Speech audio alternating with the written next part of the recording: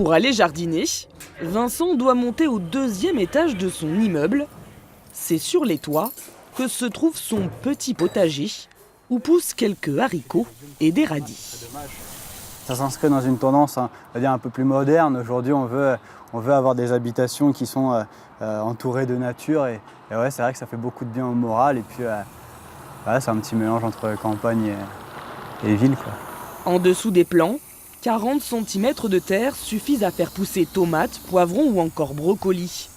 Nous sommes en plein cœur de Saint-Martin-d'Hères, une zone urbaine en pleine expansion. Ce potager, c'est une association qui l'a imaginé. C'est aussi la possibilité de passer du temps aussi avec les voisins, quoi. En plus de créer du lien entre voisins, l'association Cultivons nos toits répond au manque de terrains cultivables disponibles en centre-ville. On est juste à côté des jardins ouvriers de Saint-Martin-d'Hères, qui sont des jardins à parcelles individuelles. Et en fait, il y a une liste d'attente de plus de 4 ans pour avoir une parcelle sur ces jardins. C'est-à-dire qu'il y a une vraie demande au niveau de Saint-Martin-d'Hères en tout cas, et ça vaut pour toutes les villes, d'espaces verts, d'espaces cultivables, d'espaces où on puisse mettre les mains dans la terre.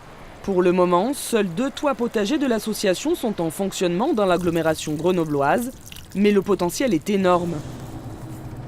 Une étude réalisée en 2015 a recensé tous les toits plats.